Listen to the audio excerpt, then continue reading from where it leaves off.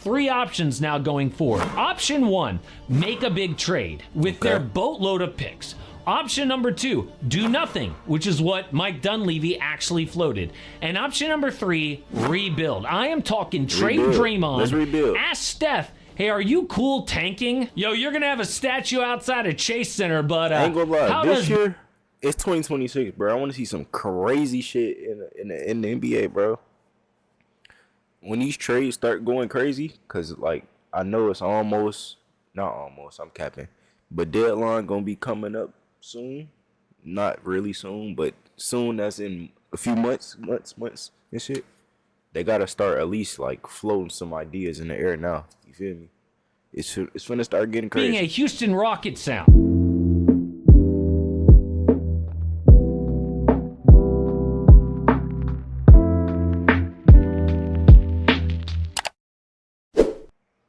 Y'all see my motherfucking Banana Dewey twin.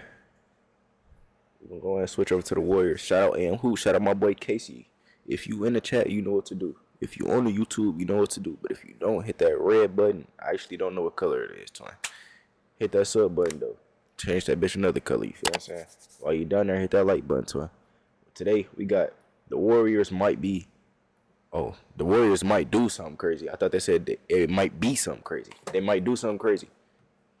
And on the cover, it was Zion. So we gonna see what the fuck they talking about. Yet another late prime year of Steph Curry wasted. Jimmy Butler goes down. Did you hear what the GM just said? This dude had the goal to say, I don't envision trading Jimmy Butler. I'd say my vision for him is to give us a boost next year in the same way that he did last year when he arrived. What? 37-year-old off an ACL tear? That's your plan? Literally the second oldest player to tear an ACL since 2004. That's who you depend on for Steph Curry. I'm sorry, this team needed to shake up before Jimmy went down. And your big plan is Jimmy next year off an ACL. What are you, loyal to Jimmy Butler? No, you're loyal to Steph Curry. Do something. He deserves all in. And there was a chance that the GM, Mike Dunleavy there, doesn't actually mean what he said, where Golden State really has three options for what to do next. And we have news on what they hope to do that will blow your mind.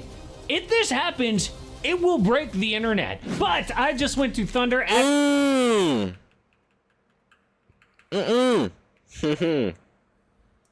Jimmy Butler. He does like having a very good season for Golden State. You know, very Jimmy Butler. He does like everything at a top 10, 15 level. Not one elite skill, but best dubs, rebounder, and steals. Second best for points and assists.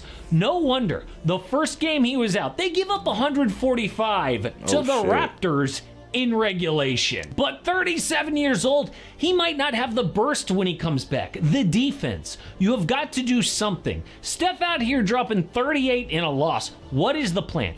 Well, the Warriors have three options now going forward. Option one, make a big trade with their boatload of picks. Option number two, do nothing, which is what Mike Dunleavy actually floated. And option number three, rebuild. I am talking trade Draymond. Let's rebuild. Ask Steph, hey, are you cool tanking? Yo, you're going to have a statue outside of Chase Center, but I ain't gonna lie. This year, it's 2026, bro. I want to see some crazy shit in the NBA, bro. When these trades start going crazy, because, like, I know it's not almost, I'm capping, but deadline going to be coming up soon. Not really soon, but soon, that's in a few months and shit. They got to start at least, like, floating some ideas in the air now. You feel me? It's finna start getting crazy. Being a Houston Rockets sound. We're moving on from the Dynasty era to rebuild. Get back a good player and picks for Steph. But most importantly, keep their own picks, right? Because if the Warriors do want to rebuild, you can't trade for a big player, then buy all the picks. You need those picks to rebuild. Like so option number three, trade Draymond. You get 10 niggas drafted first round, maybe 3 or 4 of they guys be super good. Now the whole draft is good. And even some of them be second rounds during the Taco Bell commercial. Jokic, 3-time MVP. Steph, start over. No one wants that. But option two, equally disgusting. Do nothing? It would be a slap in the face to the fans and to Steph, especially with how well he is still playing. The problem, though, what trade can they make and when? The deadline is just over a week away. Golden State, though, just 3 games back of the 4 seed. So if they make the right trade, little win streak, watch out. Or they could wait for the offseason to do it. But what assets do they actually have? Well, it turns out the Warriors have one of the top war chests in the NBA. They've got Jimmy's contract, young guys like Jonathan Kuminga, Brandon Podziemski, Moses Moody, 3 unprotected firsts, 3 swaps, and a 2030 pick, selections 1 through 20. It is a ton. But Steve Kerr says, not so fast. All you have to do is look at some of these teams out there that have given up the world for a star player, and now they're looking around like Clippers, no picks, Phoenix, no picks, Milwaukee, no picks. So you can really paint yourselves into a corner if you're risky and irresponsible. Exactly. Do not mortgage your future for the wrong trade, because the right move at the right time is better than a rushed win now move that doesn't work anyway. Mortgaging your future is only smart if it's worth it. So what is worth it? Well, Anthony Davis was on the Warriors' radar before his latest hand injury. Dude is a rare player who fits and just won Golden Pair. Oh, man. I mean, like, it's a lot more people now in the NBA that's injury prone, but if we got to talk all time, he got to be one of the most injury prone niggas to step on the court. I'm not going to lie. AD gets injured maybe 2 to 3 times a fucking season. What is he on the second injury already this season? I don't know if that's the best idea for them. You know what I'm saying? That might not be the best idea for them. Paris with both Steph and Steve Kerr. Anthony Slater just won gold in Paris injury. Dude is a rare player who fits and just won gold in Paris with both Steph and Steve Kerr. Anthony Slater says that the 2 teams who've got real interest in Jonathan Kuminga are the Kings and the Mavericks. So an optimistic plan is AD comes back for the playoffs, makes a deep run, then gets magically healthy again like he was 2 years ago in LA. But if we're being real, categorize this as desperate.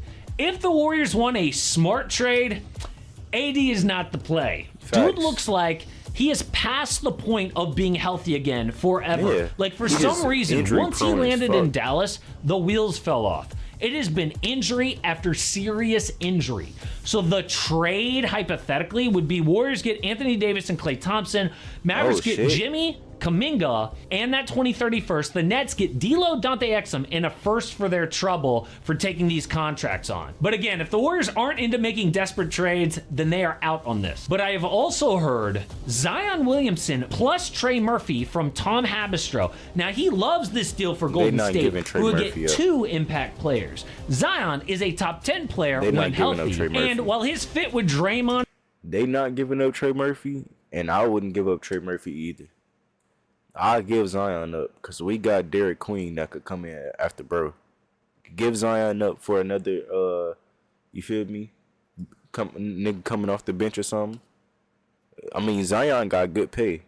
You feel me? So they fuck around and get somebody like Pods or Moses Moody or somebody like that. Like, it sucks because they don't shoot. The spacing with Trey Murphy and Steph is clutch. And Trey Murphy, one of the most dangerous two-way 3-and-D players who creates his own shot. So this trade is the Pels get Jimmy, Kuminga, control of 3 Warrior firsts. The Dubs get Zion, Trey Murphy, Kevon Looney, and the Nets get Jordan Hawkins and a first. Now, the Pels front office guy, Joe Dumars, said this is not going to happen. That's not going to happen. Even if he is just negotiating, I would also follow this under desperate, just like AD.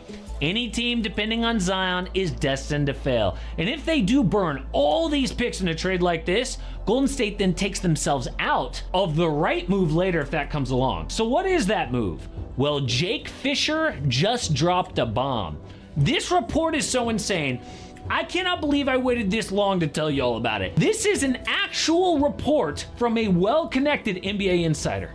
Fisher writes, sources say that the Warriors plan to feature prominently in the trade mix for Milwaukee's Giannis Antetokounmpo via trade this offseason, while also exploring the... Giannis? Sources say that the Warriors plan to feature prominently in the trade mix for Milwaukee's Giannis Antetokounmpo via trade this offseason, while also exploring the prospect of teaming LeBron James with Steph Curry at last. I was gonna say that too, because they said that last video. We was watching on the Warriors. They talking about they might get Brian, and I ain't gonna lie, Brian been beefing with buddy old folks them on the Lakers. He been beefing with the whole coaching staff. They ain't respecting bro. They ain't giving him his minutes. They ain't letting him run the ball how he supposed to. And I get it, bro. Getting old as fuck. Brian, you damn near 40, my nigga. Is Brian 40? Brian damn near 40 if he not. If he not 40 already, he damn near 40. So I get it, but like damn, Brian really like crazy. Like he's supposed to be the, and then they got Luka. So like when you got a motherfucker that's dropping 35 points a night, it's like Brian, get a nigga the ball, bro. What you doing? Once LeBron becomes an unrestricted free agent June 30th. What? Now it is unclear if he means LeBron and Giannis or just one of them. But how realistic is that? Well, we do know that LeBron's feud with the Lakers just got way worse after this ESPN article. He loves playing with Steph Curry, but isn't Giannis just a pipe dream? Maybe not, and here's why. If they get Bron so the and Giannis, trade will look something like this. The Warriors get Giannis Thanasis and Malik Monk. Bucks get Jimmy Buddy Hield, Will Richard, every Warriors pick plus one protected from the Kings, who get Jonathan Kuminga. But the Bucks want a young player to build around, right? Yeah, but who is that gonna be? Every Warriors look around the league. Who are they gonna get? Are they gonna get Dylan Harper, Steph Castle from San Antonio? Hell no. No? Are they gonna get Amin Thompson? They might get Dylan Harper, but they're not taking Stephon Castle or Amin Thompson from Houston. Hell no. No. So picks might be the best they can get. Yeah, and it is a great offer from Golden State. All those picks after Steph Curry retires are valuable. But the real problem here is Giannis himself. This dude will say anything besides trade me. Man is saying wild things to try to make Milwaukee uncomfortable. It's so obvious. He called New York this summer on the down low. He gets his agent to leak things to Shams and then says like, oh, my agent's his own man. I can't control what he says. Yeah, right. Booing his home crowd and saying crazy things in the locker room after losses. Like, can you believe recently Giannis was asked, hey, how confident are you that you're going to finish the season in Milwaukee? And he said, I don't know. I just take it day by day. Facts. Stop playing games. This man will say anything to not be the bad guy who demanded a trade, but that day is coming. So will the Warriors get their wish and actually add the Greek Freak? Because at this point, it looks like that's the only trade they believe is actually worth it. But speaking of drama in LA, LeBron is now officially meeting with ex-owner Jeannie Buss to clear the air. A report says that Jeannie has hated LeBron's antics for years. But that ESPN story also said something else about LA that nobody wants to admit. Okay. W video, Casey. My boy always coming through.